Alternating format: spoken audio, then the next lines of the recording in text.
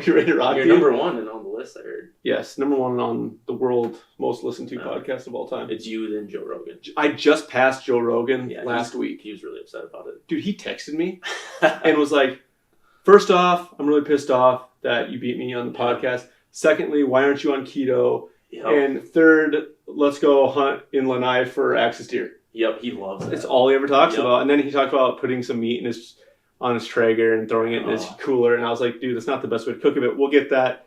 I'll let you talk to me about that when you pass me on the podcast. And then he wanted to trip on some acid and stuff like that. So he loves that stuff. So anyway, we're ahead of Joe Rogan now. It's great. Yeah. How you doing, everybody? Welcome to episode 114 of the Live Beyond Average podcast. Congrats on that. Dude, we're getting up there a little bit. So I am here with a really good friend of mine. We have a lot of history together. Brett Delaney is a registered dietitian jumping on the show today. We have a lot to talk about. We're going to dive into a bunch of different subjects. Brett, what's up, dude? Not much, man. I'm excited to be on the podcast here. Yeah, we've been talking about it for a solid 8 weeks. Yeah, it feels like longer than that, though. It does. I'm glad I'm finally here, and we're getting after it. It's a long time coming, and I actually was kind of planning on having more of my professional setup up by the time you got here. It just doesn't happen yet. No, I enjoy this more, I think. Yeah, just the casual. The struggle still, you know? Yeah, it is. It's like you talk about the grind and the dirt, and it's like, and I tell people that all the time. Like, we're on year 8 of Run to Gun, and I'm like, and then I'll talk to somebody who's looking for a little motivation or advice when they're starting, and I'm like, don't feel like you're in a different space than me, because I'm like, I'm right there with you, and I'm on year 8. Still building that foundation. It just takes so much time, and I don't know if you ever truly feel like if you're out of it. Yeah, I don't know if I'll ever feel that way anyway. But I think that's good. I think that's because if you keep progressing, then better things happen. Yep, patience, and you just got to keep going. So, but let's go ahead and get started. Brett, tell us a little bit about where you're from. Okay. Your little bit of background on how you grew up, because we have kind of a similar story when it comes to the small townness. Yep. So I grew up in Lake Benton, Minnesota, and just like you, very small town. You had a 30-minute drive to Brookings, a 35-minute drive to Marshall. Sioux Falls was an hour and a half away. And so, farming community, all that stuff. I ended up growing up, I helped every single farmer around the area. So I knew everyone. Yep. You still know everyone, which is awesome. Yeah. And we've talked about this in the past. I just think it was a great upbringing, and I wouldn't trade it for anything. As far as my field, how I got into that, I grew up and I was kind of an overweight little kid. Yeah.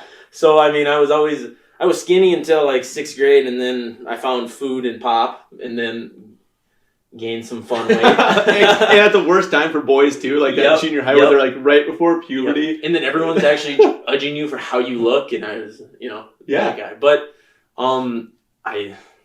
food, I never cared about it. It was okay, whatever, sports were my life, it was that's all you live for. Yep. I'd play sports, I'd go to school for recess. I'd go to school so I could play middle school basketball and football. Right. And then actually my sophomore year in high school, I wasn't playing any basketball. I was on the team, but wasn't playing. Okay. And then I think it was February 8th. I don't know why that came into my head, but I was just I'm going to stop drinking pop. I'm going to start eating healthy. And so I did. And then, the rest of history, played every sport I could think of, did well. Yeah. And I think it had a lot to do with me being disciplined on my nutrition side, and then also working hard. You can't be successful without that, no matter what. Right. A gift that is often overlooked. Yes. Well, and the thing is too, though, people don't know, Brett, you are a very good athlete. You're very athletic, so you play some amateur football as well. And you guys went, and it was awesome because you sent me some pictures. Yeah. You were up at where the Vikings play, which is perfect. US Bank, Yeah, because you're a Vikings fan. I am, yeah. And so that's perfect. And you guys got to play in your championship game up there this year, and you guys won, right? Yep. You had 3 touchdowns? I only had 2. 2, oh, just 2. Overshooting a little bit. Yeah. But dude, that's so rad. And are you 28? I'm 28. 28 now. So to me, still playing football. Yep. Staying healthy, you're very athletic. That's a big deal. That you can still be doing that. Yep. And it just, it goes into show you how the nutrition has played such a huge role. Because there's very few people who train as hard as you do as well. Well, like, yeah, I mean, you know what I mean? Like, you're putting in time. I put in a lot of work into that. Yes. Right. Yep. Right. And then so just going off of that, school was super easy growing up, so I didn't have to put in any work, which may sound awesome, but it wasn't, because you go to first year of college and you get hit with a brick wall and you're like, wow, I need to study. What's studying? Yeah. You have to try in school. So I was really, really smart in high school by those standards. Okay. And I was like, I'm going to become a pharmacist. That's what I'm going to do. Okay. Know? Got kind of lean in that direction, and I was like, yep, super easy. I'll do that, make good money. Life is done, you know? Yeah.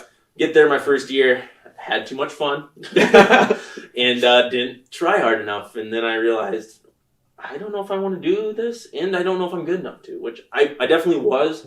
Just, you know, when you get hit with something, you kind of lose that confidence. Self-confidence just dives. Yep. And I actually remember, and I think I met you after your freshman year, somewhere around that. Yeah, it would have been close. Because I was training at Fitness 19 in Sioux Falls, and I think you were back for the summer and had like a summer membership, maybe? Yeah, I think it was. It was somewhere around there, but I remember meeting you. That was actually our first interaction, which is funny because like, we didn't think anything of it. No. So, yeah, it's crazy. Yeah, and so I was like, man, I don't know what I want to do. So I literally was still on that path, and then I took a survey of nutrition class. Okay. And not to toot my own horn, but I don't think I got a single question wrong that whole year. Like, I think I got every single point you could get. Okay. And I was like, man, I love this stuff. Like, and it was one of those things where, like, just like high school, it was organic. Like, it was like, I'm good at this. I have to apply what I want to apply, but it's not overbearing. Right. So, like, but you had a natural interest, which made it easier for you to probably apply yourself. Yeah. It was like, I don't have to do this. I get to do this. Yeah. You know, so that was great. And then I was, you know, contemplated what I should do, talked to my advisor, and I switched, and the rest is history. That's awesome. So, yeah. That's awesome. So for people that don't know, like when you go to school for dietetics, you do a 4-year degree, but you're still not guaranteed anything. Yeah. Like, it's not like, oh, cool, I'm a dietitian now. No. It's like, no, you went and got a degree in that. Yep. But tell them then what has to be done past the 4-year degree. Yeah, so after that, it actually happens during your senior year. So what you do is you fill out this DICAS thing, which is, I forget what it's all called, but it's an acronym. And you put in everything you've ever done, your grades, you know, all your jobs, everything, and then you stack where you want to go for your internship. Okay. And in order to sit for the RD exam, you have to do 1,200 hours of work as an intern. You know, split up. So you have to go it's pretty much a year, you know, and you have to go to some university and do this. And they set it all up and you work there. So what I did was I put USD, put Duke, put Oklahoma, and then what happens is they also rank you. Okay. And so let's say you're number 1 here, but to them you're 20. Gotcha. And they only fill 8 spots. You don't get to go there. So it's a weird dynamic. You open it up April 6th at 8 o'clock on a Sunday or whatever it was, and it says, yep, you're in at here. You don't get a choice between like, 4 of these spots wanted you.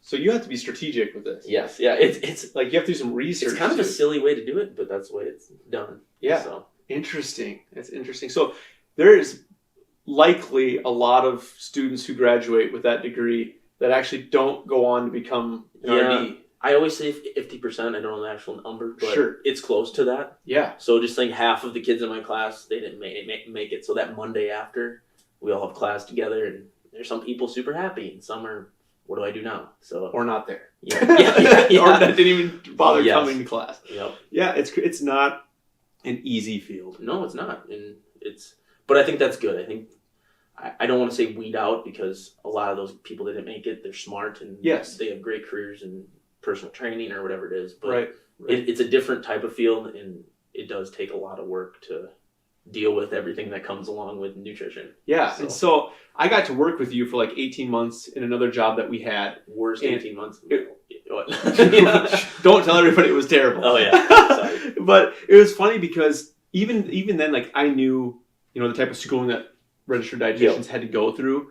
But then, like, you know, we'd be traveling together, and you would take a phone call, you know, for somebody, and you would talk to them on the phone about, you know, a different medical history or something like that. And I was like, whoa. I actually know the situation you're talking about. Yeah, we were down. I think you were Yankton. You were in Yankton. Yep. Yeah, and we were out for lunch on the lunch break. Yep. Yeah, and you got a call, and I had no idea that because I mean, I learned so much from you already at that point about like nutrition stuff, but I had no idea even like on the medical side of things, like, and the things you were saying, I was like, dude, I had no idea the amount of knowledge and like a whole new level of respect for registered dietitians in general, but and yourself from that phone call. It was insane. Yeah. So go ahead. Well, one thing I love about that is I think RDs get a bad rap.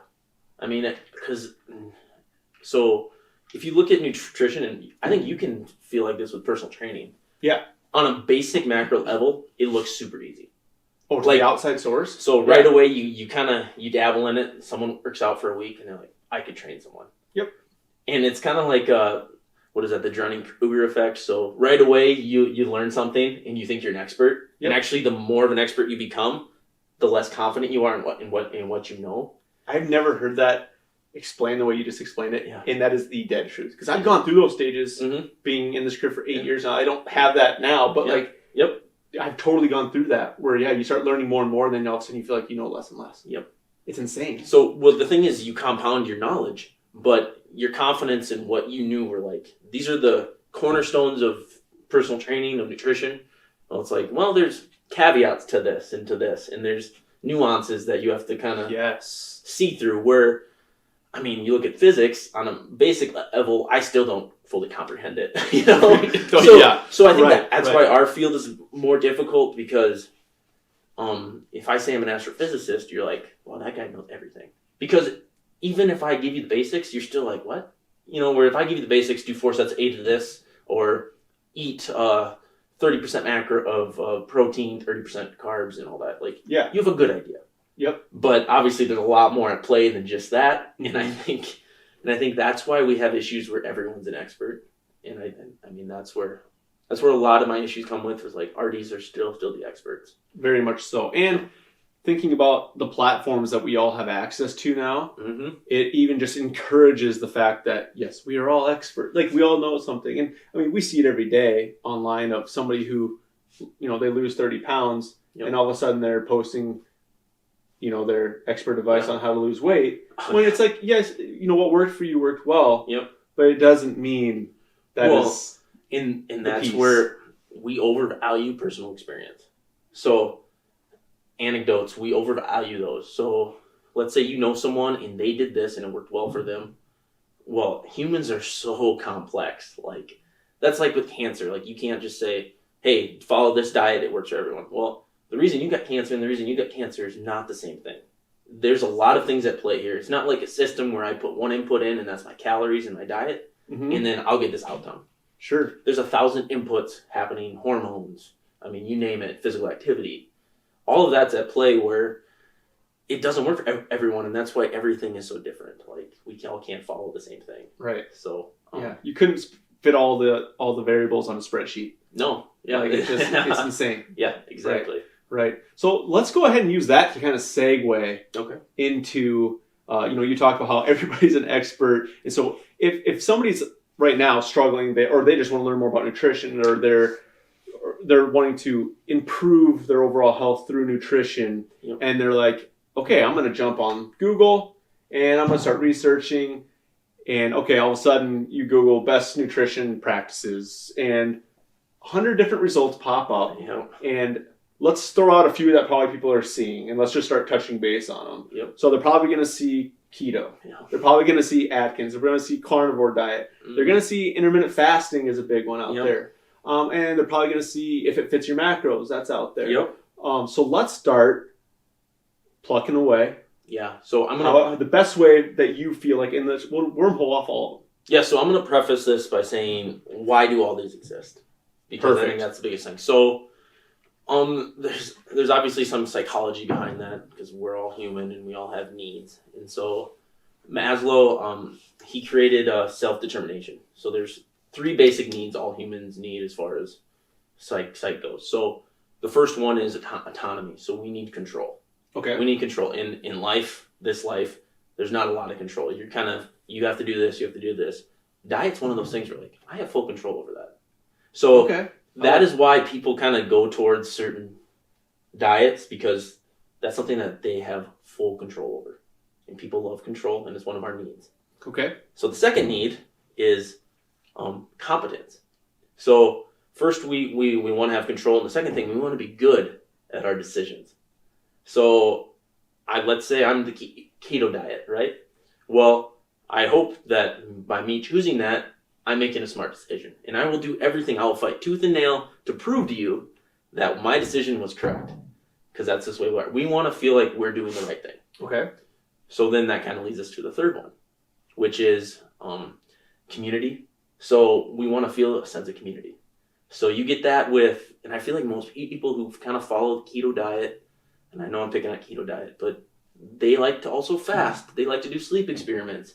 They like to go on saunas for a couple hours. They're those types of people, and we need those types of people. But they're one of those where like, hey, this is a new thing we're going to try in science.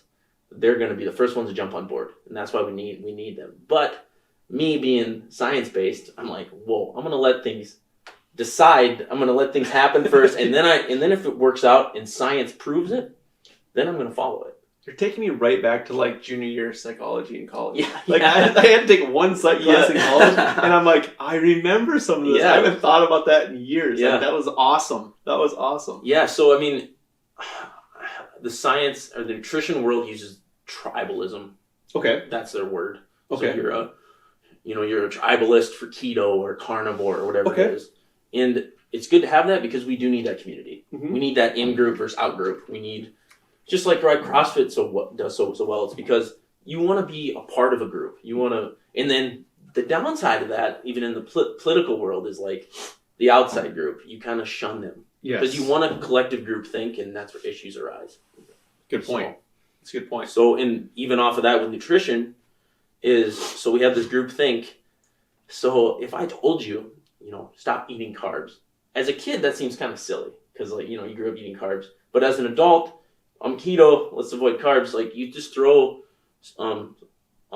physiology out the window. An entire macronutrient. Yeah, exactly. Yeah. But it's because you're in that group think. It's because you're in that little world where, like, okay, let's try this. And so you don't think rationally or critically. You think, and we need, when it comes to science, you need to be critical. And that's why I don't want to pigeonhole myself into one diet because, again, like you said, what works for me might not work for you. I have an idea what works well for most. Mm-hmm. But again, these diets all arose because someone needed that diet. And it happened to work well for them for a given time. Well, for keto, like, that came on because people had epilepsy. Right. That was the big thing, and it worked for it. Yes. And then it works for some tumor cases, correct? Exactly. Yep. Okay. Yep. Just as, like, and some people say, hey, keto works well for cancer. But for skin cancer, fats actually are really bad for it. So you got to find, it's only certain types. Again, you can't just generically say cancer. Yep. Like, there's a specific few types of cancer, types of tumors that it can benefit. It comes back to the variables and all the small things actually matter. So Right. So let's give a little bit of the viewers, because maybe I think there's actually even a skewed outlook on what keto actually is too. Yeah. Like, you get into like people not even actually understanding the ratios of intake of what you're actually supposed to be at for keto. Yeah, so I'm going to start by saying keto and Atkins are not the same. Mm-hmm. So keto, like, your protein intake isn't any more than you or I, really. It's actually probably less. But the fat intake is so much. People, the ranges can differ, but you're only getting about 5-10% from carbs. You're getting your 30% from protein, and then the rest is fat. Yep. And so that's, I just find it silly, in regards to the fact that you're going to lose weight, yes, because you're probably eating less. Yes. Because fat makes you feel full. Right. And it's a great feeling, you're full, you're good. But all your weight you're losing is water weight, because as you and I know, glycogen, replenishing, you need carbs to transport that water. Yes. Yep. So again, for athletes, I would never recommend that.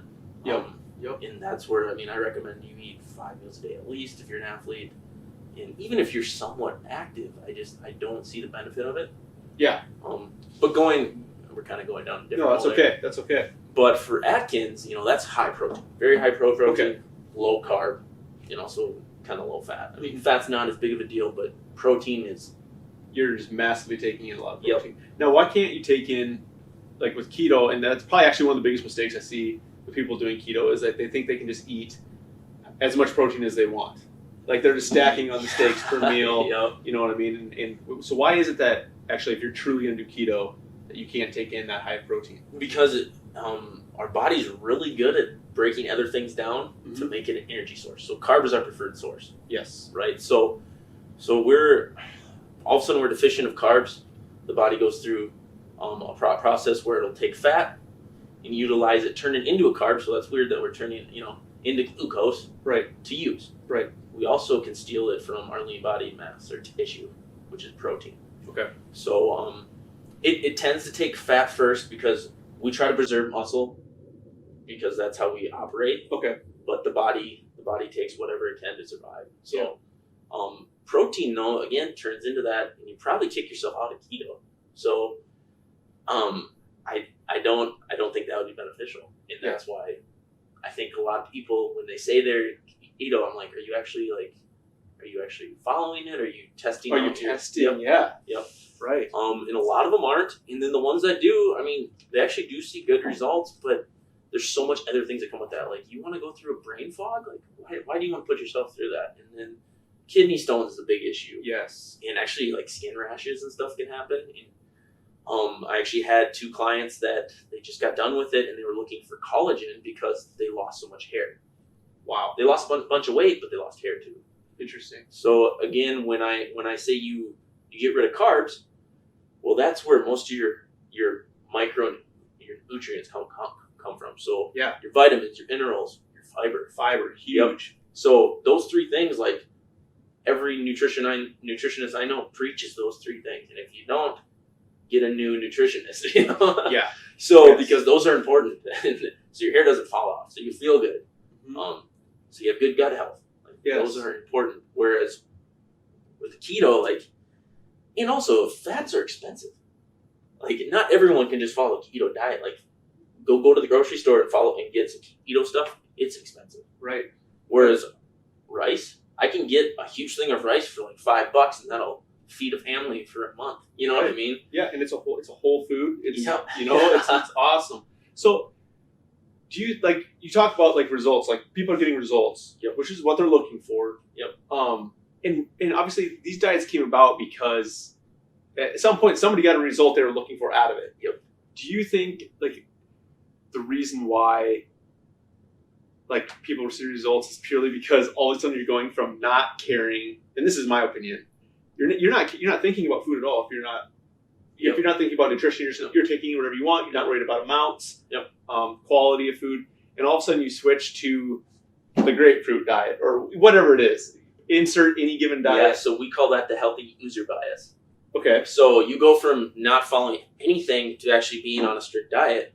Well, now you're actually thinking about what you eat, which I think everyone should do. Yes. That's my number one rule is if you want to get better at eating, think about what you're eating. Yes. And apply it. If you just want to increase your overall wellness and just be... don't mindlessly eat. Yes, correct. Think about it. What is this food doing for me? Yep. That's one of the things I preach to my clients. Well, I used to always preach, think of your food as fuel, and I've kind of tapered back on that because you got to live too. But I think you got to, it's kind of the 80-20% rule. Yeah, because every year, it's the opening week of NCAA tournament in a couple weeks. Every year, me and Brett, opening day, we go out and we enjoy some wings. Yep. And a few brewhas. And so it's you can't, if we view that just as fuel, we wouldn't eat it. Exactly. So I like that you're you said, because I used to look at it the same way. Food is fuel. And that's funny that you say that. We have not talked about this. No. That you backed off of it. I've done the exact same thing for the same reason because my wife's a chef. She went to culinary school. Yeah. And she cooks amazing food, and she does a very good job of cooking amazing food that is healthy, that follows good macronutrient guidelines, that tastes great. But a lot of people struggle with how to do that. And it's crazy to me because it seems like common sense because I'm around it. It's my environment. Yep. But most people are can you post that recipe? And I'm like, that's the simplest thing in the world, but it's not the normal thought process for people. But it's it's just very interesting how I've stepped away from that as well.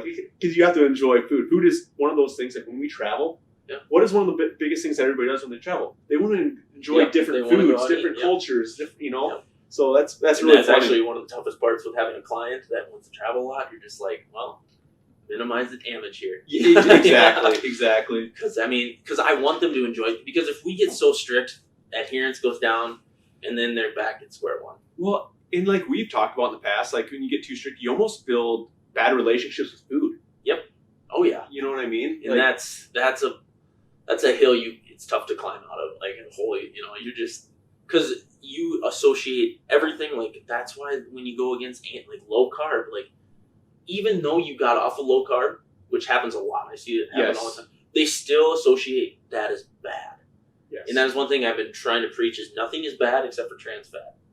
I think that's a good rule of thumb to go with. I think again we got to portion what we eat. Yeah. Even protein, I'll sing protein being the best thing ever, but we can't overdo it. I mean, we can. There's no need to. Right. So, and again, calories in, calories out. So. Yeah, exactly. So, like before we move on to like another fad diet, maybe to touch on it or just keep it going with keto, is there dangers that people need to be aware of when doing it correctly? Is there anything that people need to think about if they're approaching keto? I would say talk to a registered dietitian or a trusted nutritionist before you do it. I can give you the worst of the worst, but I don't want to scare you about that because that's not what I do. I want you to have a good relationship with food, and if you think that's the way to do it, I will help you do it. Yeah. But once we don't see results, I'll say, can we listen to me now? Right. And actually that's different than a lot of people. A lot of people are like, you follow my routine and that's it. And I've gone more open because it's weird. I've seen it work for a small period of time. Yep. And I'd rather them work with me, and then because let's say it works for two people, a person working with me and someone not working with me. The person not working with me, they lose the same weight. They both lose the same weight. This one all of a sudden brings back carbs, and it's not small increases, and all of a sudden it's all fat back. Yep. They lost muscle and they lost water. They went from taking in 40 carbs a day under their allotted 10% of their diet to all of a sudden taking in 350 grams of carbs a day. Yep. Whereas if I'm working with someone, I'm okay, we lost the weight that you wanted. Now we got to slowly build back your carb intake because otherwise you're going to store that as fat.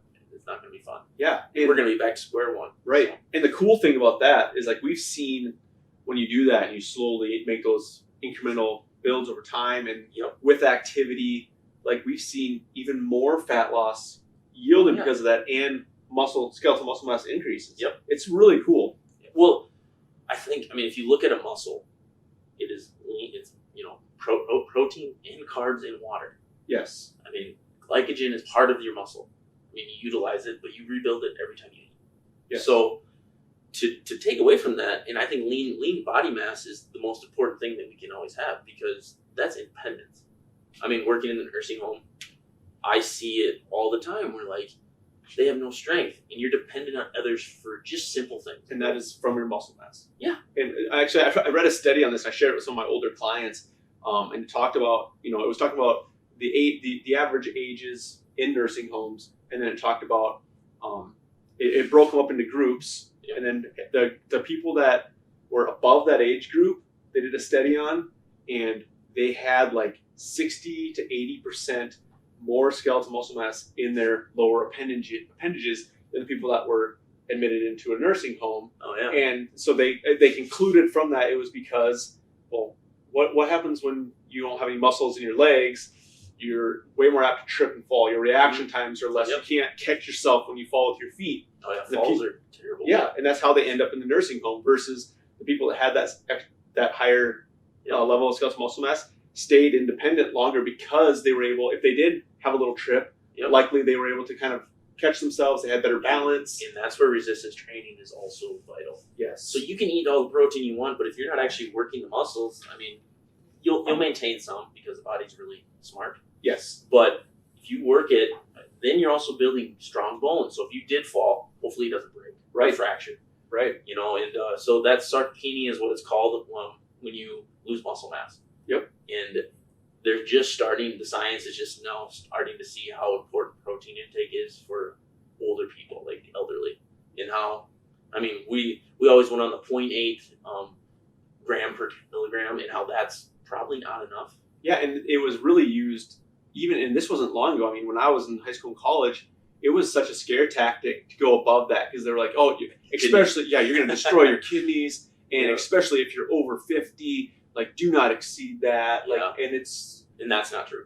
Yeah, it's just not true. I mean, there's probably been like 6 studies in the past like 5 years just saying like you can get up to like 3 grams per pound of body weight. Like that's a lot. You couldn't even eat that much. No, I mean you'd have to be a bodybuilder. Like, yeah, a huge and one. even they're probably not even taking in that much. Like it'd be nonstop. And as long as your kidneys work well, it's not a huge deal. Yes. So I mean, I wouldn't recommend that much. No. Yeah, there's no reason for it. Yeah, but being scared of too much protein is silly, and I still see it a lot in the older population. They're like, no, I don't want to hurt my kidneys. I'm like, well, from what I've seen, your kidneys are fine.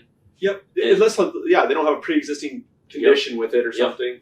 Obviously. Yeah. Interesting. So, interesting. Okay, so let's use that to go into let's go into some other of those fad diets. Let's keep the conversation going and like let's keep tying in. I really like how you tied in the psychology of this because I don't know if that's talked about enough in the nutrition world. Well, because I feel like we seek it out. I mean, like I said, we want that control. And so we want that. People love being part of a group. And so that's why they seek it out. But intermittent fasting, that's been kind of a funner one for me to look at because I can see the benefits of it. Yeah. And I feel like I know people who would do well on it. But again, it goes back to, okay, we got to hit our targets. So now you're limiting the amount of time you got to eat. We still got to hit our targets. Our macro plan still has to be good. Okay. And we got to be eating good foods. So that's probably where people are missing it. They create their window. So intermittent fasting, you're eating all your calories in a window. Yep. Typically, I mean, there's a million of them out there. Like it's crazy. The 16-8. Yeah, it's crazy. Even some of them are doing like a 3-hour window now and you fast for 21. But like, let's just go generic and say you're going to eat all your calories in an 8-hour window. Because 9 to 5 is kind of that typical. I think it's kind of actually, a lot of people go noon to 8. Noon to 8 now? So they skip their breakfast, and then that's why they're like, breakfast is important, which to me is a bunch of bull. But so I think for some people who don't want to think about food as much, I think it's great. Okay. But then I think they kind of go off that and like, I'm going to eat everything I can in 8 hours. And if you're not following it right, you still calories in, calories out. At the end of the day, it matters. And if you listen to, he said rule number 1 earlier, you were kind of like, eat. Think about what you eat. Don't eat mindlessly. Yep. Well, if you're just getting all your calories in 8 hours, you're eating mindlessly. You are. You're not thinking about things. And so, I mean, I've seen people do some really good things on it, and there's some proof on it, like with hormone regulation helping with that. But my concern is when I eat, I think my overall goal is to keep body or muscle mass and build it if I can. I'm still in an age where I potentially can build some more. So yes, protein pacing is very important. So I eat 5 meals a day. Okay. And I make sure I at least hit 30 grams of protein because science shows that helps build it. You got to keep pulsing your protein. Okay. Keep your amino acid profile up high, that pool. So to me, now I'm limiting that within an 8-hour window, and that's not helping me build muscle mass. Yeah, that's a lot of protein in every hour and a half. Yeah. Yep. Like your body's probably not even capable of utilizing that much in that time frame. Maybe. I don't know. And a lot of people that I see do it, they just stick to 2 meals. So they'll do one at noon, and then they'll wait till like 6 o'clock or 7 o'clock and finish out and then they'll fast. And I couldn't. I enjoy food so much I couldn't wait that long to eat again. Yeah, I don't know if I feel that great from it. Like I could see the benefit of like I've recently pushed back. I've gone from like doing 7 meals a day to doing 5. Yep. And so I get up to train people at 5 a.m. Yep. And beforehand, I was always happy to take in a breakfast then. Yeah. But it was adding that's why I did so many meals a day, because I was up at 5 and in bed at 10. My days were long. Yep. So I just required more meals. But now I've stopped, in the past couple months, I've actually stopped doing breakfast at 5 a.m. And I just wait until I get done with my morning clients. I get back home at 8:30. Yep. And I just I'm eating by 9. Yep. So I've just pushed that breakfast up purely because I'm just sick and tired of having the whole entire extra meal. Yeah. So far, I haven't seen I haven't had detriment from it. Yeah. But I am definitely taking in less technically calories per day. When I think when you were doing that, you were probably more active in your non-working out times. Yes. Where most people don't think about that. And I think it's very important because those people that don't sit around a lot and are actually doing stuff, like, you are burning a lot actually. And those extra meals probably, like, you may think like you're eating less, but you're probably less activity now too. So I mean, again, I think your calories probably were good for your activity. Yep. And I think that's one thing people forget, because everyone's like, "What's your favorite diet? What's your diet?" And I don't want to pigeonhole myself, because that's not what I am, and I don't think that's how you should think about things. But I think number one thing is make sure you get enough protein to keep your skeletal mass. I think that's important. Okay. The second thing is make sure you're eating enough calories to meet your activity needs, and that's why I kind of brought this up, is because I don't think people think about that as much as they're like, "Oh, I need to eat 600 calories or each meal." Well, I'm like, yeah, but I mean, does your activity fit that? Like, if you're only burning 1,800 a day and you eat 5 meals, you're surplus there. Right. Yeah. You're not going to see your weight loss that you're wanting to see. Yes. And a lot of people, I think they overestimate the calories they burn working out. They think they're burning, 1,000, 1,500 calories in a workout, when really it's like, you train hard for an hour, and if you hit 700, you're crushing it. Yeah. Exactly. You are, and that's not your casual, do a set, wait 3 minutes. You're not burning 700 calories. I always say 300 to 500 is like a good average. I mean, it is. I mean, I feel like workouts we do could be a little bit more, but the ones that you put through, I've seen your workouts, your heavy Metcon days. You probably are hitting 750 in an hour. Yeah. A couple of my clients that train for an hour with me that, they're getting ready for a big ski trip or mountain climb. Some of those workouts that I'm putting them through, they're definitely going to hit 700. They're going to hit 600 to 750. Yeah. And some of these are people with higher skeletal muscle mass, so they're likely going to see a higher caloric burn too because of the higher skeletal muscle mass.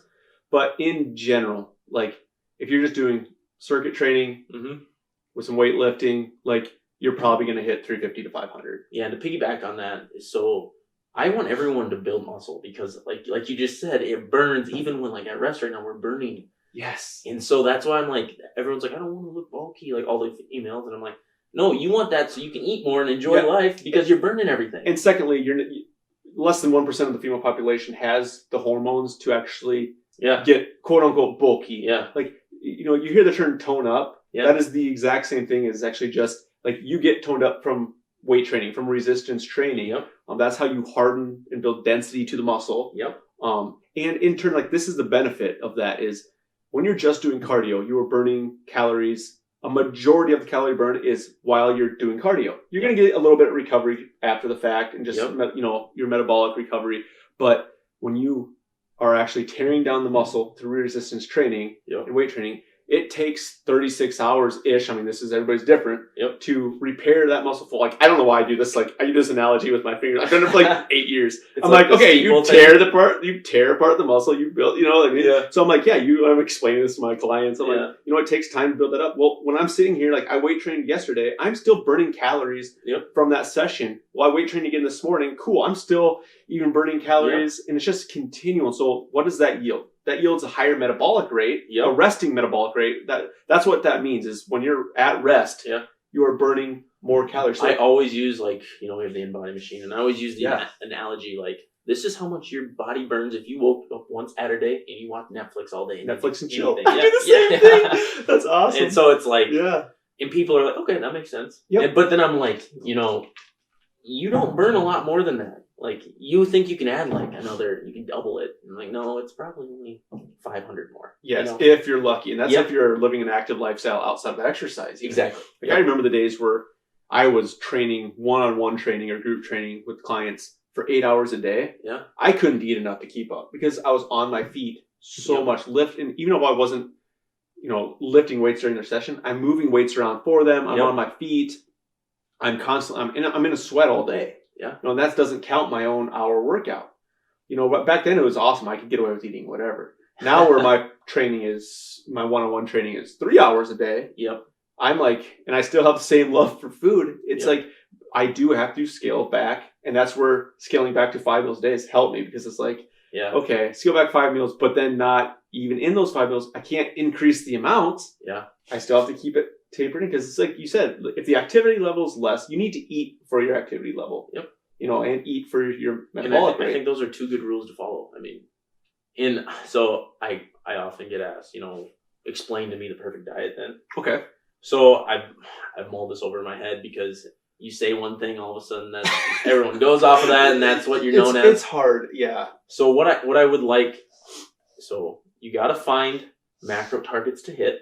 Okay. So explain to people who may not know. Okay. What macro, like when you say macro targets, what does that mean? Okay, so your 3 macros are protein, carbs, and fats. So why they're called that is because that is where you get your energy from those 3 sources. Okay. So most foods, I mean, every food is gonna have those 3 listed on something. Okay. So you can look at it, but we got to find our breakdown how many grams of protein, carbs, and fats we get. Yes. And we got to hit those targets. Okay. Yes.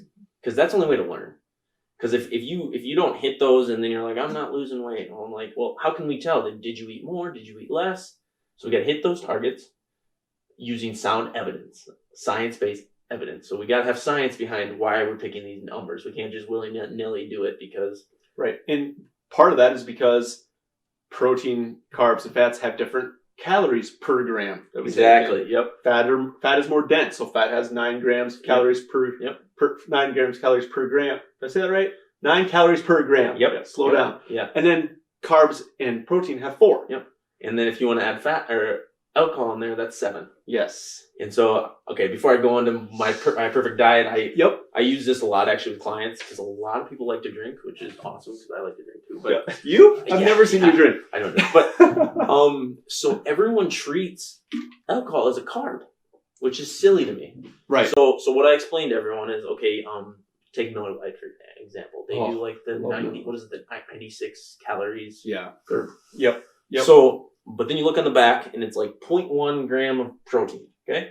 And then you look and it's like 4 grams of carbs. Okay. So if we use my math here, right, we got one carb is 4 calories per gram. Yep. So 4 times 4 is 16. Yep. So now I'm at 80 calories coming from what? There's no fat in there, no protein.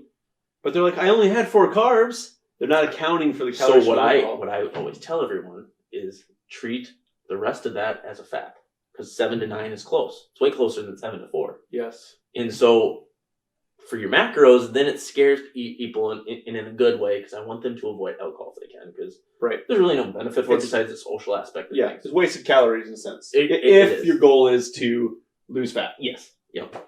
And it messes up with your liver and makes it really hard to lose fat. Slows everything down. Yep. So I tell them, treat it like a fat. In most of the diets that I do, and I think you do as well, like 15 is a lot that we provide in a meal.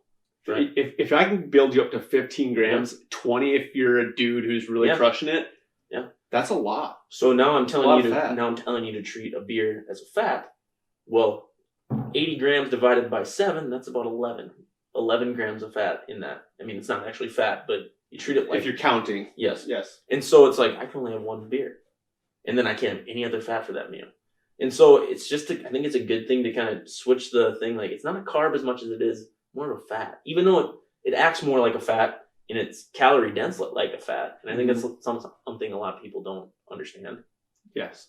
Well, and it's because it's something that people enjoy. And so they're trying to lessen the amount of detriment. They put on the blinders. Yeah, they don't want it to be detrimental. They don't want it to be detrimental because they want to do it. Thing, Dude, we do it to our favorite things. Yep. Somebody who doesn't care about alcohol, rarely has a drink, you're going to tell them that, they're going to be like, okay, cool. Yeah. Somebody who enjoys going out or has a beer every night or whatever it is, they're going to be like, what? Yeah. This is a crap rule. And they'll joke around with you like, you're killing me. Like, Yep. And we hear that from most of our clients. Right, sorry. So I'll go back to my I got you off track on that. No, that was... I didn't know some people don't truly know what macros are. So it's a good thing to know. So back, I want to hit our macros. Okay. Using sound science. Okay. So make sure when we're picking out our numbers that science is involved, and that's where an RD or a nutritionist comes into play, because they're going to know more about it because it is nuanced. So I want that without demonizing foods, except for trans fat. That's okay, perfect.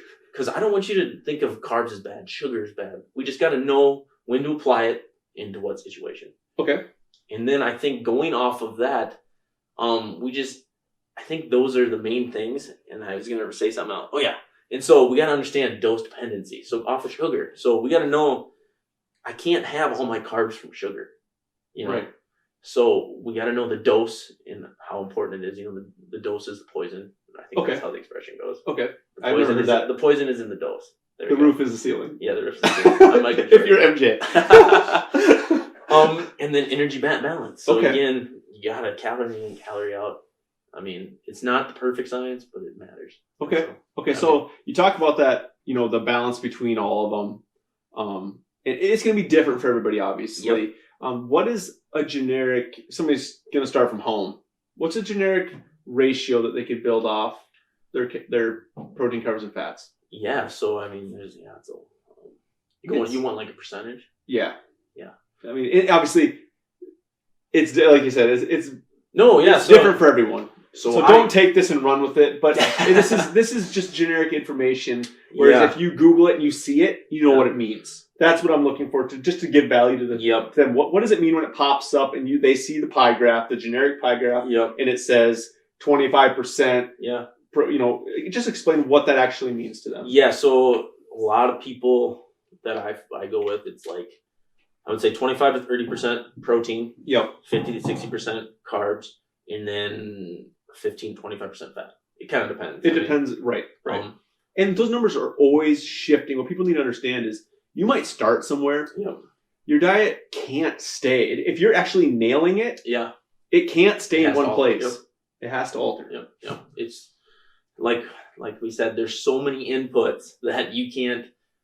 It's not like a physics lab where you can just, okay, we're going to put this in here and this in here, and this is the result we're going to get. Well, that's not how the human body works. Yeah, it's not an algorithm. No, it's not. You know what I mean? That is 2 + 2 = 4. Yep. You know what I mean? It's constantly changing because your body's changing with the environmental changes. If you're changing your being more healthy, so you're starting activity, you're going to the gym, that changes. So that's requiring more food. Yep. You might have a week off. Well, that changes things. I mean, there's so many variables. Well, and I think to assume that nutrition is easy is foolish, and I think it's not a good mindset to have because, like we said, all these things change. But I think that's what makes it so awesome is the fact that like, okay, now we have to fix this. You know, we corrected this. Now something else is happening. Like. It makes it fun. I mean, it does make it fun. Yeah. Because it's like, what are you doing? You know, are you lying to me? Yeah, exactly. And, you know, most of the time they're not. But I always have arguments with, like, Cade where he'll say, you know, they're only eating this and now they're eating this. And I'm like, well, a lot of the studies show that people underestimate or overestimate the amount of calories they eat. So they're underestimate. So they're saying, like, I only eat 1,600. And I'm like, well, if I actually watched you eat, it's probably like 2,600. Yes. And it's they actually did it. I don't know how many people were involved, but it was like 800 to 1,200 calories that they ate that they didn't account for. They didn't account for because they had ketchup and they had a lot of it with that. You know, and they had fruit juice and they don't count like a lot of the drinks people don't count. Yes. And so they're pissed off because they're not losing weight, but they're actually not following what was laid out in front of them. But they don't know it. No, You know, they don't even you don't even know it sometimes because you literally, if it touches your lips, it's going about, you have to account for it. Yep. Yeah. You know, if you have to account for those calories. Because like you said, you're like a firm believer in the calories in, calories out. Yep. So what does that mean to people? Yeah, so the calories you intake and utilize has to and most likely equal the calories you output. So activity, your body doing the EMR.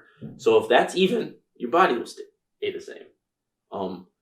And something along those lines though is another study that they did is they actually cut back like 500 calories people, and then they actually added 500 calories to people. Okay. And they studied to see what would happen. So they had a baseline that they all ate at for a while. And then they increased it or decreased it. Once it increased, they actually saw more of an effect of like them shaking their leg to burn calories. And interesting. And so there's actually like, and then they were more active and they were actually doing things. So because their body was comfortable at that weight, so they were doing things that they didn't even think about to keep them there. Interesting. Where the other side, they were less calories. The body didn't do anything they didn't have to. It was very... Got more stagnant? Yeah, so our bodies are very complex things where like, yeah, we may think, yeah, this is what we're doing, this is what's not happening, but you shut down if you don't eat enough. And if you eat too much, your body's probably more active. Perform better. Right? Yep. It goes into those things. It's really weird. You talked about how, the study showed most people are missing and not accounting for a lot of their calorie intake. Yep. It made me think, it really triggered a thought of like, literally 8 out of 10 of my clients, if I help them out with nutrition and I lay out their macros and they see it initially and they're like, that's too much food. That much. And so I get them, they start on it and they're actually still not hitting quite as many carbohydrates as I have for them, but they're losing fat. They're like, I don't understand. I'm eating way more. And I'm like, no, you're not actually eating way more. Yep. You're eating better. More. Yeah, you're just eating better quality of foods, probably more whole foods. And I always tell people this too, like and this could be wrong. You might disagree with this and that's fine. I'm like, if you were to make one change nutritionally and not count your macros, but you wanted to just overall be healthier and you move to a majority of taking in whole foods. Yeah, no, I would totally agree. Without processed foods, like you couldn't eat enough to be fat. Yeah. Like it would be, you can. It would be more difficult. Yeah. Because think about like if you're eating carbohydrates and you're eating rice or potatoes. There's a lot of... I have a good analogy for this. Yeah. There's a lot of quantity there to get in a lot. You get sick of chewing that food before you get full. Like, so let's just say I put you on that couch over there. Okay. And I gave you a large bag of chips, Lay's. Okay. Oh. And so in those chips is about 5 potatoes. Okay. And I said, I'll give you $100 if you finish that in 1 hour.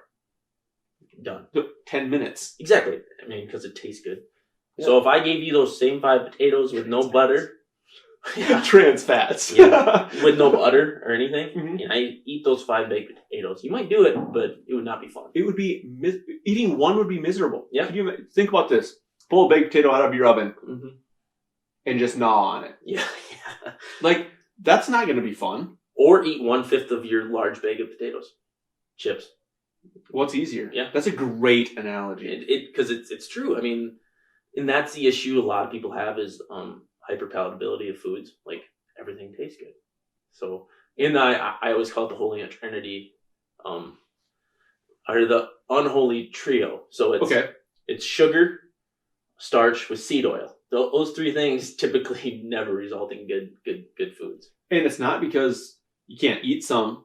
It's the amount being taken in because it's so easy. Like you said, you're eating 5 potatoes in that bag of potato chips with all the added junk because it tastes good. So it's like, if you were to moderate and just have a little bit and it was following your macro plan, it probably wouldn't be that detrimental. Yeah. But and so I don't know why this made me think of the keto diet again. But there was they did comparison of calories from 1970s to 2010. The average American ate, so 40-year span, the average American ate 472 more calories a day. Okay. In when was this? This was from 70s to 2010. So they looked at that. Okay. And they looked at 2010. So we're eating about 500 more. Okay. Half of those calories came from fat. Okay. So everyone's demonizing carbs and all that. And I mean, if you look at any chart, obesity is still going up. Yeah. Why is obesity? Why are we still fat? All right. Added sugar, I think in 2012 just dropped. So like the amount we eat just dropped because everyone was now looking at that. Okay. Fat intake still up there. Still climbing. Yep. And actually, if you look at it more, it's from those oils. So seed oils and salad oils. Okay. So those are the biggest things. And everyone's like, I got to eat a salad. I go to nursing home and I'm like, hey man, we should probably lose some weight here. And he goes, oh, I'll eat more salads. And I'm like, what do you put on that salad? Because that's going to determine if it's healthy or not. Because the size of your thumb of ranch dressing is not enough to taste good. It's not enough to it's not enough to make your salad taste good. And it's half your day of fat. Yep. It's insane. So we increased our calories 500. Half of that is from fat. And then you go back to what I just said about my breakdown, where I only want 15 to 25% of your intake from fat. Half of that should have been carbs, 30% of it should have been protein, and then the last should have been fat. but that breakdown does not work with what we recommend. And what's actually happening. Exactly. And then we wonder why obesity is still on the rise. Yep.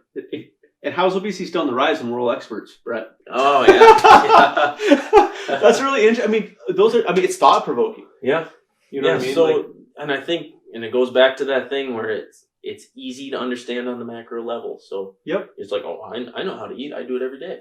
Yeah, and I totally encourage people, like, if you're starting out and you're doing a little research, you want to get started, it's great. Get started. Yeah. Like, start making the change. Yep. But there will be a time where you're probably not going to see quite the result you want, or you just want more help. You want or you want your result fast. You can get there probably faster by just seeking out somebody who knows what they're talking about. Well, and I think it'd be silly to think you know it all, because I only know a small amount of what I want to know. And you're an expert. Yeah. And so I think it goes back to the fact that you should always be trying to learn more. And it's not always fun, but it should try to make it fun. And, and dude, my opinion on that and my thought process on that really changed when I started actually utilizing a trainer when I was in high school for bad. Like, I thought I just knew everything.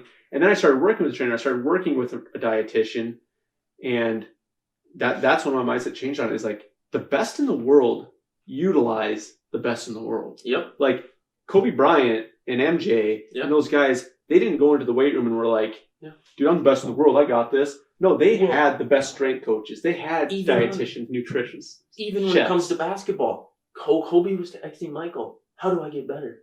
All the time. Like, in the middle of the night. We heard it in the eulogy. And so that's what I always like. I'm looking at other RDs to see what they do, and I'm stealing their ideas because I don't know it all. And I want to know more, in maybe what they say and I say, and maybe the answer's in the middle. Yes. And I think that's where you just gotta keep getting more info and trying to figure it out, because it's so new. It's a new science yet. Yeah, and a lot of that just comes with maturity. Yeah. You know what I mean? Like, I never used to talk to other trainers about their methods. And now, one of my favorite things to do is to be like, if I'm watching another trainer in the gym and I see something cool, I'm like, dude, why'd you do that? Yeah. You know what I mean? And like, you just bounce that stuff and they give their, I might agree with it, might not agree with it, but it's interesting. It's like, I work out with Cade, and it's like, I thought I knew everything about working out, how to be a better athlete. Right. And then you work with someone who's an actual expert at it, and you're like, all of a sudden I'm faster, I'm stronger, everything's easier. And, and you're like, oh, I thought I was at my pinnacle, and I wasn't even scratching the surface. Right. And then you're like, what if I would have done this when I was in high school? Oh my gosh. It wouldn't be fair. Yeah. Me and my wife were just having this conversation the other night. And I think that's one of the other reasons I got into this field, is like, I want to help others, because I didn't have that privilege to no one in nutrition. It was just eat your veggies, eat your food, Yep. Hopefully you get bigger. Yeah. And it was like, go to the gym. Well, no, when you got to the gym, it was, let's bench, do some bicep curls, some calf raises, because you want to jump high. Yep. And then we would attempt to squat. Like, well, that's the other thing too, is I'm like, if I would have had somebody just teach me how to squat properly, my back probably wouldn't feel the way it feels today. Yeah, you're a mangled mess. Yeah. It's a bad deal. But it's funny, like, you talk about how it makes a difference, and quickly. Like, I grew up and my family didn't buy a bunch of crap food. We didn't buy cereals. We just didn't have the money for it. So we ate a lot of deer meat, potatoes, and vegetables, like canned vegetables that my mom had in the garden. Like, I grew up on their old school, like, farm diet. And we've actually had that talk. I feel like, you have to have all three macros in a meal. Yep. And like, when people created casseroles, they were doing just that. They were crushing it. They were doing a really good job. Yeah. And then they had vegetables in there too. Exactly. So you're getting the high fiber that we talked about. It's like, I grew up eating like pretty well. And then I went, before my senior year, and I was really just keep trying to progress my basketball. Mm-hmm. And I went down to Las Vegas, and I was training, basketball there. And then they like assigned me a trainer, assigned me a nutritionist or a RD, and they like made me a custom a plan. Yeah. And like, you look at like my sophomore year basketball picture, and I'm the same height. I was already max height. Yep. And like, you just like not a lot of tone, just kind of like your normal dude. And then you look at my junior year picture, and you see like size increase and like quite a bit leaner, just because I was eating more for my energy expenditure. But then you see when I actually was working with a nutritionist, and you put that picture beside there, and my weight, like, you could see like big cat shoulders, just ripped biceps, like, it was crazy. And it was just because of They improved my ratios. Yep. You know, so we talked about the protein carb fat ratio. Yep. So they had, you know, they increased or decreased in a couple different areas. Yep. And I was probably eating more just because my activity level was insane. Yep. But they did a better job. And my body fat from when they originally tested it, like when I went there, Yep. I think it was in like July, I started training with them. It was not high. It was like 11%. Yeah. You know, I was pretty lean. You were that high school kid that was yeah. But when I went back and I trained in like early November, I went back again right before the season started to get like another weekend, and they tested it and it was like 5.8. Like I was just like, I had no fat. I was just like shredded. I remember just like, I have probably some old pictures and I was just like a shredded dude. And like, I remember walking in and my trainer, Heather, she saw me right when I walked in the door and she was like, she literally was like, oh my gosh, Jordan. She was like, because I put on like 12, 13 pounds. Like I got leaner, but it was purely because of my weight training improved. Mm-hmm. It wasn't just bench press, calf raises, lateral raises, and bicep curls because it was fun. That's what you do. Well, and what I hate about high school kids was when they're like, I don't want to get all that muscle mass because then slows me down. You know? Like, and then not true. And then I always have this talk because I think it's a meme or something where like, if you don't think muscle mass matters, you never had an older brother. You know, it's so like, true. It's like, because I mean, I never really had it, but I had older cousins and all that, and like the size difference, it matters. It matters. I remember like the very first tip off of our first game my senior year. Yeah. And like I knew I had gotten bigger, functional structure. I could jump higher. I knew all those things, but I remember getting the tip off and taking like I dribbled down and nobody really picked me up, and I just cut to the lane. Yep.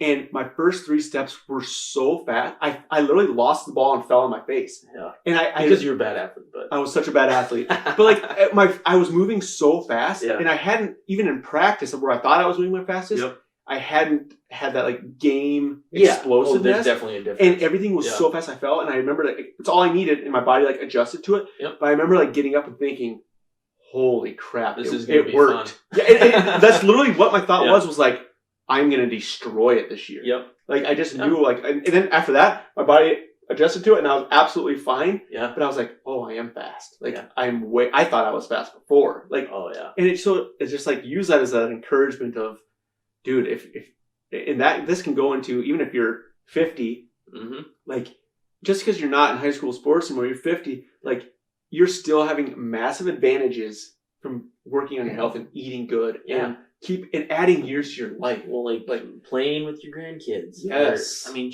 and honestly, just from what I've seen in the nursing home, I don't wish that upon anyone. Like, I want you to be able to poop in your own house. I want you to be able to not worry about falling and breaking something. Yes. And some of these people are 70 years old. Oh, I am younger than that. And younger than that. And like that is like me at 70, God willing, I'm still going to be hunting elk by myself. Yeah. Up at 10,000 feet. Yeah, with a knife only. Knife only. Yeah. Like what Brett says. Yeah. That's what I do. Seriously, like, that's why we started Run To Gun was I saw my great uncles, my grandpa at, you know, they were about ready to draw tags of lifetimes that they had 30 years invested into, and they didn't believe they could do it anymore. Yeah. You know what I mean? It's like, and they were only in their 70s.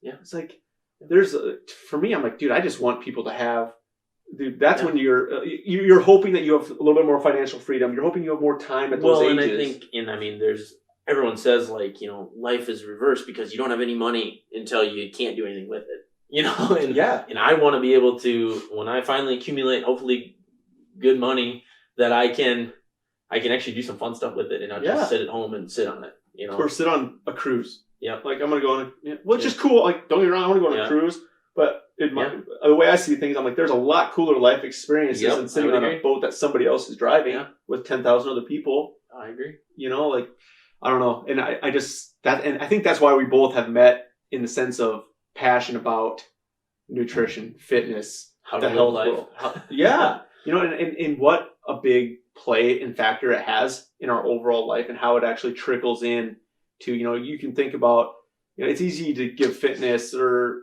nutrition stuff bad reps just by giving it an overall look on Instagram. Yep. You know what I mean? You can create what you think it is from a outside point of view, and it's easy to and judge it. But like, just from personal experience on what I've seen with myself, what I've seen with so many clients over the years is how when you start thinking and putting energy towards your nutrition, your fitness, your health, how it trickles into other areas of our life and improves your marriage, improves you being a better dad, improves your career that you're working on, because you build momentum, and that momentum trickles and it builds positivity, and positivity overall improves our well-being. You get out what you put in. At the end of the day, that's what it is. Like, you got to put out what you want in the world. You got to work hard to get what you want, and I think that's something that you just see. I didn't really. You hear it growing up. You're like, yeah, okay. Yep. Thanks, Mrs. Peters. Yeah. Good luck with your life. Changing home ec. But yeah, it's the truth. It's the truth. I guess I kind of want to go over more diets if you still have some time. Dude, we'll go until that memory card fills up and it cuts us off, and everybody's like, "Where'd they go?" Okay, good. No, I want to talk about how the carnivore diet and then the plant-based diet. I love it. Let's do it. You're going to educate me a little on this too. Okay, so the carnivore diet is pretty much you're eating all meats. All meats, yep. Very common right now, especially in like my following of people. Yeah. Like the hunting fitness world. Yeah. They've seen a couple people that were influential do this. Yep. Okay, so yeah, sorry, interrupting. No, you're good. So again, great. We have high protein, good fat for hormone growth, everything like that. But again, it's an expensive thing to do. Yeah. So most of the world probably can't afford it. Yep. I mean, you could do it for a bit, but it's not sustainable. Yes. I like that word because that's a huge key factor, right? It is. And I think, we got to figure out how will this affect us in the long haul. And I think that's where that falls short. And I also think, again, you're demonizing carbs, which we need, which are important. It's just you look for the healthy ones. Again, whole foods. Yes. And don't be afraid of a regular potato. Don't be afraid of sweet potatoes. Don't be afraid of rice. Don't be afraid of those things. Like, those are good for us. Right. No one's gotten fat eating too much oatmeal.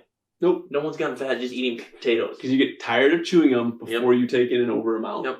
Well, our body has a limiting factor on the palatability of whole foods. So it's like, your body's like, okay, this is probably enough.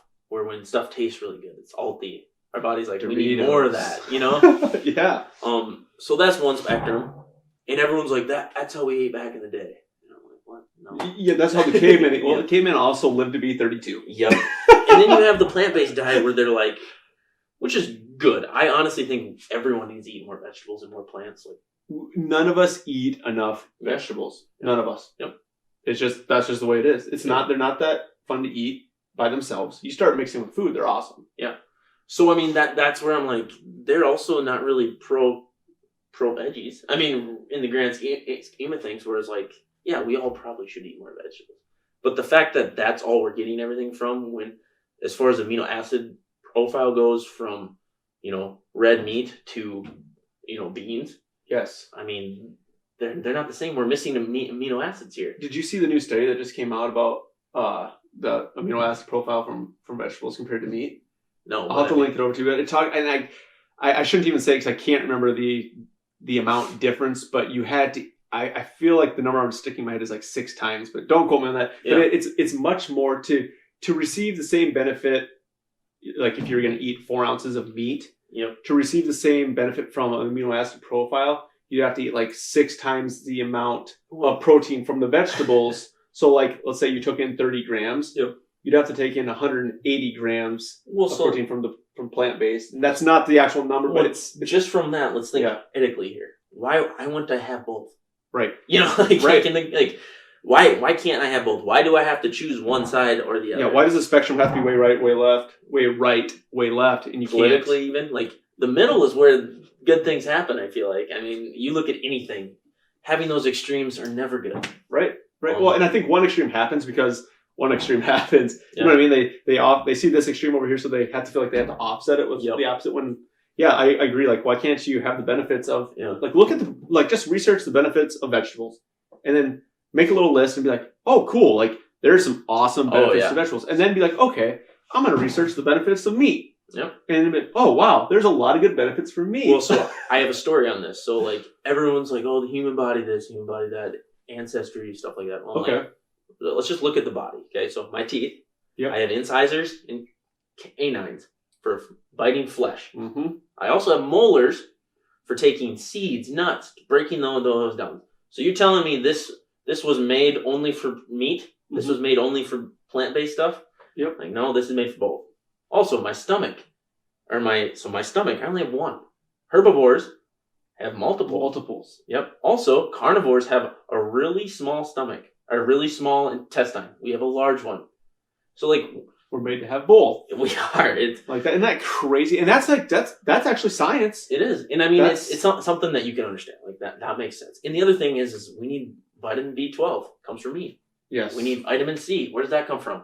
It comes from fruits and vegetables. Like, yes. So we need both of those. We need all of those great things. That's really interesting. And like, I even look at it too from the standpoint of like breast milk. Like when we're babies, like what's in breast milk? If you break it down, it's protein, carbs, and fats. It's all three. And then what's even crazier, if you look at the ratio breakdown of the three, like the protein is it's like you say you're taking like 30% protein on average.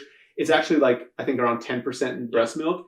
But if you look at the body weight of a baby and then do the division of, you talked about you need the old saying was 0.8. If you look at that ratio, it's pretty it falls at about 1 gram per pound. And you're like, wow, that's crazy. I mean, the only thing with that is higher in fat, but they need that for brain development and all that. Yep, because what do fats do?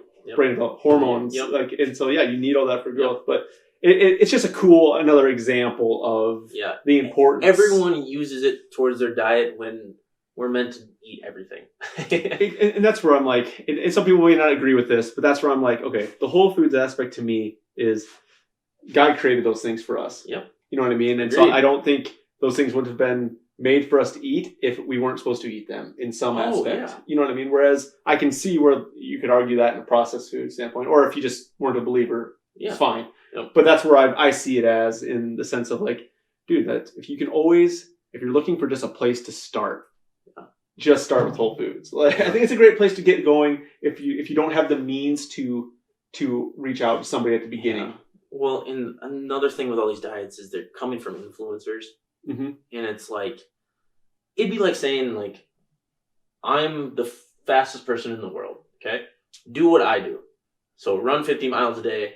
My heart rate is 32. I'm just phenomenal. Well, like, not everyone can do that. Mm-hmm. And not everyone should do that. Right. And I think that's where, like, we all kind of, like, I think we have, we have the tree of where we all want our diet to be, and we can stem off a little bit. Like, yes. Because my needs are not your needs. I also, let's say I'm the fastest in the world. There's some talent aspect to that, that most people don't have. So doing what I do, it might not even be beneficial. Like, I could be doing it in spite of my talent, Yes. Well, and the thing is we always look at it from that, like, performance standpoint. But what if an astrophysicist stepped on Instagram and they were an influencer, they had a massive following, and they were like, this is what I eat, and that's where I get my intelligence from. Yeah. So if you eat like me, you can become an astrophysicist. You don't see that. No. Nobody looks at that and be like, oh, dude, if I follow this diet, I can beat Neil deGrasse Tyson. It just comes back to vanity is a very big thing, when it comes to diet. So, it is. We all want to look good, which is great. I mean, because I'm probably going to get shunned for saying this, but I think there's really no good reason to be obese. I mean, there's no advantage to being obese, and I mean, I don't want to shame anyone for that. No, of course, you're not by saying that. But I think, like, if we could work on that, if everyone was like that, like, being as efficient as you can is a great thing to be. Yeah. And so, I mean, I'm not a huge fan on the plus size things, but I mean, I understand there's situations where we can't control it. Yes. Yes. So, but there's still, there's some things you can work on to get. You no longer will be able to run for political office after saying that. I know. It's so anti-VC. Good thing I don't have any plans. Dude, it's funny because me and Amy have had that discussion. We've had that discussion, and it's not demonizing anyone from it. Yeah. But it's just our bodies are made to be efficient when we're carrying around an extra 100 pounds. Yep. Our energy levels aren't. They're just not. Well, and that's back when I was in college, I was like, I want to get as much mass as I can get. I did a poor job of it, but that was the goal. Sure. And then I remember my anatomy professor was like, everyone wants all this muscle mass. The body is meant to be flexible and to do range of motion. That's what we have. And he's like, and after that, I was like, man, I just want to be a better athlete. Like, I want to be able to be flexible and I mean, muscle mass is nice. It looks good, but you got to find that balance. Dude, I went through that same stage of once I was after college and I was done with sports. Yep. Also, my exit was lifting weights, put on size, get big. And then I felt my mobilization just dropping because I didn't stretch. I was young. I could do anything. And then, now it's kind of gone reverse where I was like, okay, I just want to be an overall, athlete. What do I have to do within all of that to make that work? I don't know, man. I feel like, having that overall just like athleticism. Yeah. And everybody can chase that. That's something that, athleticism means, like, it even says, like, on our logo, our original tagline of Run Together back in the day was, in each of us a hunter and every hunter an athlete. Yeah. I got so much flack from that from, like, 16 over crowd. Oh, like, yeah. Oh, yeah, I'm not an athlete anymore. I'm like, no, dude, like, actually. Yeah, if you have the mindset, you are. Yes, and being an athlete doesn't mean you're dunking. It doesn't mean you're dunking. Like, it's just, it is how you approach what you're doing. But I really want to get into one of the biggest things that I feel like that really caught me today was really early in the podcast when you were talking about the psychology of things and our mindset of things. And like, we're both parents. We both have kids. I have a 5-year-old girl, 3-year-old boy. You have a little dude. T2, right? Yeah. And so, we're entering this world now of, okay, we're feeding our children. How we're feeding them, what we're allowing them to eat. And we have an influence on their relationship with food, as do all parents. And so I do want to get into a little bit of how you feel about how the psychology of things and how, as parents, and I feel like since we're parents, we can have an opinion on this and we can say stuff. Obviously, every parent's their own people. That's cool. Yeah, if you're not a parent, you don't have an opinion. Shut your mouth. But no, like, I feel like it's a great avenue to talk about. One of the greatest things is like, I got asked, like, oh, you track your food. Do you track your kids' food? And my response was, you don't have a kid. Because I'm just trying to get them to eat. At least at my age right now, I'm just like, I know it's good for them to eat. But especially my little guy has a bunch of allergies and he just wants milk. He wants pea protein. Because that's all he can have. My 3-year-old obsessed with milk. He could only have milk for everything. Oh, milk. Milk. So exactly. And I think I've done talks with preschool moms about what to do with how to eat and all that. And my biggest thing I always say is don't get too worked up about it. Like, they're gonna eat. They're gonna, once they turn 14 and food tastes really good, then you're gonna have a different game to play. Don't ruin food for them. And another thing on that is like, let's say you don't like ketchup. I hate mustard, right? But my kid loves it.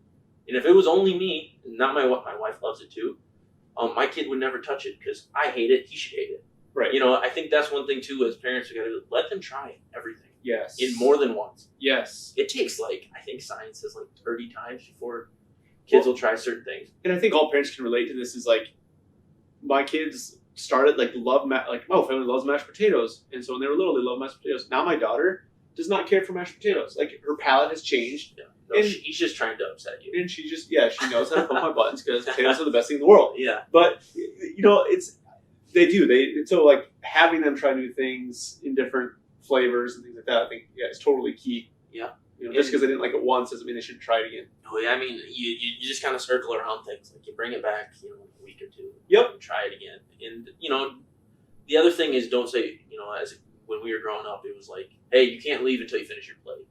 And I think part of that's a good thing as far as you should be thankful for what you're getting. But I think the other aspect is you're not building a good relationship with food as far as oh, I have to eat this otherwise I can't have a good day. And it's so you're finding that balance is super tough. It's a great point because, we talk about in our fields of, eating until you're, eat slower, feel when you're full, you're good. You know what I mean? So that is a really funny thing. It's totally the opposite if you're telling your child, eat till your plate's gone. But a lot of times it's it's funny because we know how much we gave them, so we know they actually probably need that much food. But the psychology behind it's different. Because they're building that relationship of everything has to be gone. I've actually never thought of it that way. It's interesting. I have a nephew who just turned 7, but he lived, I think, for 3 years off of mac and cheese. And he's fine. And now I think he's willing to try other things. They just go through a stage. And the thing is to not be not scare them with food. Just be okay, what do you want to eat then? And I think something that's often overlooked, and I think you guys probably do a really good job of this, is have them cook with you in the kitchen. Our kids are nonstop in the kitchen with us. Yeah, I think that's so important to be like, because I was really never taught how to cook until college, and I'm still a really bad cook. Yep. But I know how to cook the things I like. Yes. So, but I think it's just a good thing to build because, like, understanding how much work it is to make food and that's why I think where parents come with that, like, I bought this, I prepared this, and you're not going to eat it. It's a slap in the face. Yes. I mean, you shouldn't think of it like that, but that's how I think we do. Yeah. Yeah, of course. And so I think if they're subconscious. Yep. And if they make it, they're like, oh, I did all this work. I should enjoy it. It's like mowing the lawn. When you step back and you're done, you're proud of it. Exactly. Same thing with them. They're having that feedback loop. Yep. They're completing that feedback loop. And it's funny because you bringing that up, I've never consciously thought of that, having my kids in the kitchen. Yeah. But you've probably seen it in like our videos and stuff. Yep, exactly. But my mom, I always helped her in the kitchen. Because my mom was a stay-at-home mom. Yeah. I was bored, not at school. You know what I mean? Yep. And so like I would get up on the stool and I would help her cook. My mom was an avid baker, avid cook, phenomenal. Awesome. So like I was always in the kitchen cooking, doing stuff. And so like that really makes sense consciously thinking of it. And I was like, oh, that's probably why and there's times where you're like super annoyed and you don't want your kids anywhere in the kitchen. But a majority of the time, our kids are in the kitchen with us. And our kids actually do we go through stages like everybody who you're trying to like force food down your kids' throat because they haven't eaten in 2 days. Yep. You know what I mean? Or they just had their milk. But for the most part, like our kids, and maybe it's just not fair, our kids almost eat any single meal we put in front of them. But we've made it a standard of, it's not your choice. This is what's for supper. But they're invested a little more too. And the other thing along with cooking and all that is like sit down and eat with your kid. Yeah, and I think in this world it's hard because we're on the go. Everyone's on the go. But like if you can make that a priority, then I think it's a good thing. Like I remember telling Jade, when we have kids, this is before we had kids. I was like, when we have kids, and they're older, I want to do what the Kennedys did. She's like, what's that? And so like Robert Kennedy and all that, they had to come to dinner with an idea to talk about or something they learned every day. Nice. And I know that. I think that's cool. And I mean that's why they're so articulate is because they had to come to the table and they had to bring a discussion point. Interesting. I might apply that a little bit as my kids get older. I really like that. I every so often I remember about it. And my kid obviously can't do that yet. But I mean, tell me what you did in school. Like I think it's very good to have them talk to you because I think most of the time parents kind of dominate the conversation. 100%. And that's funny that you say that because we do that all the time. And now that Eric, our 3-year-old's speaking a little bit more, it's fun. We do it with Eva. But that was one of the things we do daily is when I get home, the first things I ask Eva is like, pop her up, pick her up, like, what'd you do today? Yeah. And then she'll, part of the day is just like, I don't know. She'll answer the way I would have answered. Yep, not much. Yeah. Like, you know what I mean? Yeah. That's what they do. Yep. But then you're like, you have to stem and be specific with the questions. Like, I'd be like, okay, well, what'd you have for lunch? Well, and I think you're talking about subconscious. Like, that just shows that you care. Like, even if they don't, they're like, why do you ask me this? Like, as they grow older, they're like, oh, my parents cared. And I think when they're 26, they will understand. Yeah. Like, your parents were involved. Yeah, there's a Mark Twain quote. I forget what it is. So when he's like, when I was 14 and my dad would say something, he didn't know anything. And now that I'm 21, he learned a lot in 7 years. That is the Mark Twain thought of process. Yeah, that's awesome. It's true though because I remember thinking my parents like, how many parents are so dumb? Yeah. And then now I'm like, man, I don't know how I survived without you guys, dude. I know. Isn't it funny? The older you get, like the more respect you have, like gratefulness you have. If you had 2 good parents or 1 good parent or whatever it is. Yeah. Like if you were lucky enough to have somebody like that, someone to emulate. Because so like one thing that I never had the privilege of was like really home cooked meals because my parents worked all the freaking time. Yeah. And and I used to be. I remember like. I used to always joke, and everyone's like, oh, I got these home-cooked meals, and I'd always spend time at my friend's house because they're working all the time. And I kind of dig at my mom and say, like, hey, it's because I didn't have any food at home, Right. But then I'm like, my mom had 2 jobs. My dad had 2 jobs. And I'm like, did I ever thank them for, busting their butt for you? For me, And I was complaining that I'd eat cereal that they provided me. It's kind of funny. It is funny. It's just, it's the perception. It's our perception. It's our how we view things at the time. But you go on the lines of that, and I think about like my dad. He missed from 4th grade to senior year of basketball. Yeah. He missed one game, and it was my freshman year against Sully Buttes. Yeah. Up in Oneida. I remember it because he owned a franchise at the time, and he had absolutely zero choice because he was on he had to do something for them, and he tried getting out of it. And he had to fly down to Florida for this convention deal. Yep. And he tried so hard to get out of his one game, and I remember it. And I didn't think about it much at all until I was helping my dad this summer mowing lawns, and I was just thinking about why am I the way I am? Because I just finished helping somebody with something, and I got thinking about 4th, 5th, 6th grade basketball. We'd go to these tournaments out in Rapid City. We'd go to Pier, grade school tournaments. And I remember thinking my dad was at all those. We'd haul kids sometimes to those, and I got thinking why am I I like to encourage people, and I like to be there for people. Yeah. I'm why am I like that? And I got thinking about that, and I my dad was instilled in you. Yeah, my dad was at all of these things, yep. and he would encourage me and always give me high fives and say good job to me. So as a 6th grader, yep. I was one of 2 6th grade boys, and the rest were 4th, 5th grade boys that made up our whole 6th grade team. Yep. And a majority of those kids' parents couldn't come or weren't there, and so I found myself giving them high fives and always encouraging them, and some of these kids were terrible, but I'd always pass them the ball and yep. always encourage them, tell them after the game how pumped I was for them, and, and build them up. And I didn't ever really realize that. And I was I was doing that because I was getting it from my dad, mm-hmm. and I subconsciously knew these kids weren't getting it at home. Yeah.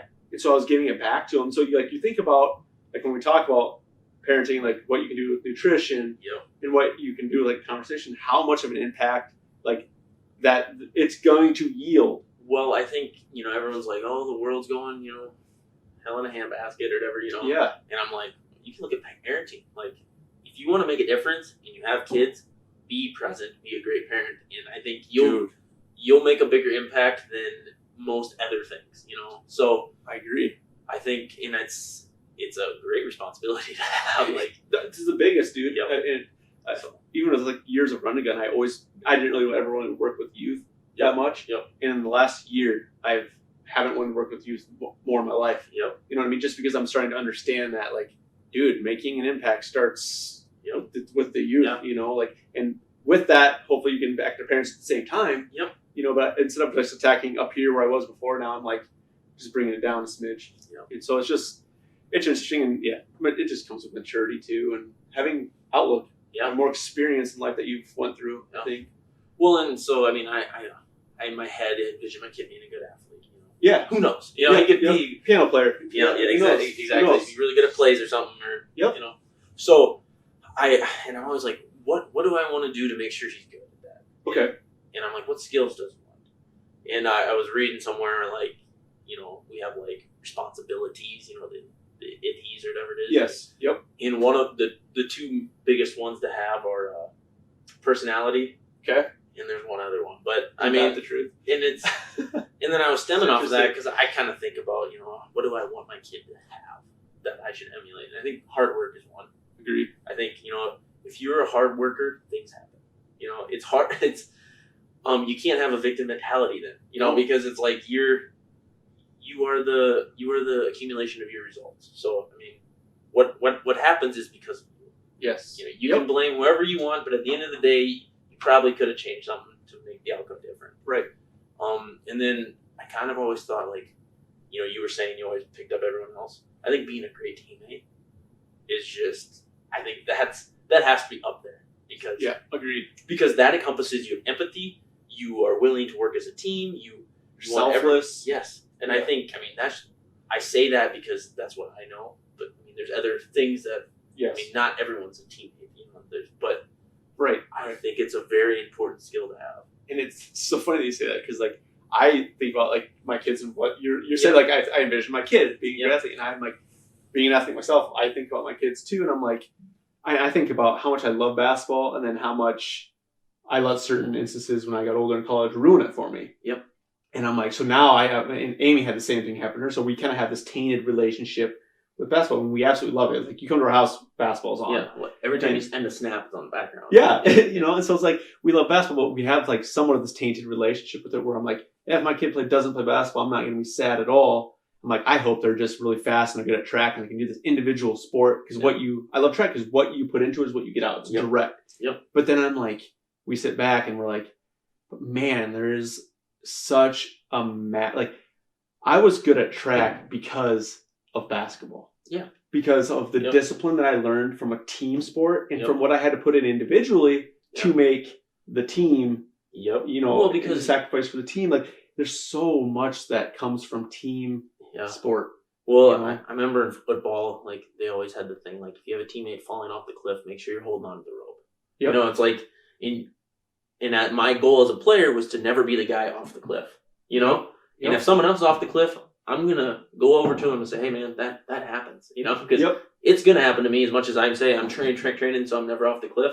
It happens. You make a mistake. Things happen. Yes. And so you want to be there for them because you're hoping they're there for you. Because that's the point of being a team. And that aspect will follow us in so many areas of our life. Like, when you're older, teamwork. What is your marriage? Yeah, it's teamwork. What's your relationship with your brother or sister? Yep. You know, it's a teamwork, and it all stems from communication. Yes. In your job, whatever it is, like that comes, like, you can learn so much of those balances from team aspect. Yep. That one of my favorite gifts right now that's out there, like, where we live in a world of gifs and memes. Like, people are funny, dude. Yeah. Oh. But like, on a serious note, one that, like, I'm sure you've seen it too, is like, I can't remember what team it was on, but this basketball player in NCAA, like, messed up, was walking off the court like this, and his point guard comes up behind him, like, lifts it. It's like, you see his skin move up, he lifts his head up, and the meme is like, I want my friends to be like this, and like, but that is the truth of being a teammate, right? Like, when you're off the cliff and your head's down, like, your teammates there, like, dude, you messed up, let's go. Yep. You know, and that's in life, like, you're gonna make bad mistakes. Yep.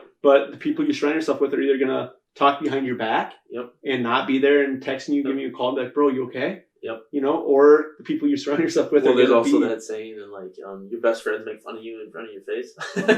but they'll 100% right. But if someone ings you up, they'll say the nicest things, but they don't want you to hear it. That's just, it's true. It's funny, man. It's how it works. But good stuff, man. Yeah. We dove into some topics outside of, and that's what I love about the podcast. Like, you start talking and you can just dive in. Yeah, no limitation. I mean, you ask my wife, that's all I do. I don't listen to music anymore. It's just podcasts. And I enjoy them. And I mean, actually, a lot of mine are comedy based. Like, I don't, it's just like no thought going in my head. And it's like, so let's end it with this. I want to ask you 2 questions. Okay. One of them being, you listen to a lot of podcasts. Name your top 3 podcasts that you listen to. Oh yeah. So, my Sigma Nutrition that's where I kind of, my nutrition, I love. Okay. Daniel Hennon's the guy. He's Sigma Nutrition. Yep. Okay. And he's from the UK, but he brings on really smart people. And that's where I feel like I can learn more while also enjoying it. I'll check that one out. I haven't listened to that one. Yeah. I actually saw you post that one on somebody's Facebook the other day, so I saved it. Yeah, and then Joe Rogan, I don't listen to all of his, but there's a lot that pique my interest, like a lot of like space stuff or going back in time, like archaeological digs and stuff like that don't pertain to me at all, but I enjoy them. You're broadening your spectrum of knowledge, and doing it in a fun way. Yeah. You know, he's a good interviewer. Yes. He's phenomenal. There's a reason why he's second top. To you. There's a reason why he's the second top podcast in the world behind ours. It's I know he's still upset about that. Okay, number 3. Number 3, I would have to say is I'm gonna butcher his name, but he's a comedian. It's Chris D'Elia. Okay. Congratulations is the name of it, and it's he calls it the silly goose time, and he just talks. Nice. And he never has guests on. And I love it. And it's just it's so dumb, but I'm gonna check it out. Yeah, I need something like that. You know, I travel a lot for work, so on my way back, on the way there, I listen to like something related to work. Okay. And on the way back to unwind, I listen to his. It's good thinking. Goofy time, you know. Nice. Because I don't want to be at work goofy. So, yeah, exactly. Okay, so that's the first question. Yeah. Question to close the podcast that I try to ask most people. I don't get it asked all the time, but obviously the podcast is called the Live Beyond Average podcast. Yep. What does living beyond average mean to you? Yeah, I mean, it means not being complacent with where you are now, no matter how successful you are, because I'll give you this. There's 2 themes to life. Okay. There's struggle and progress. You can't have progress without struggle. So I think the fact that most people try to avoid it is silly, because that's how you get better. And I think you should, you know, everyone always says,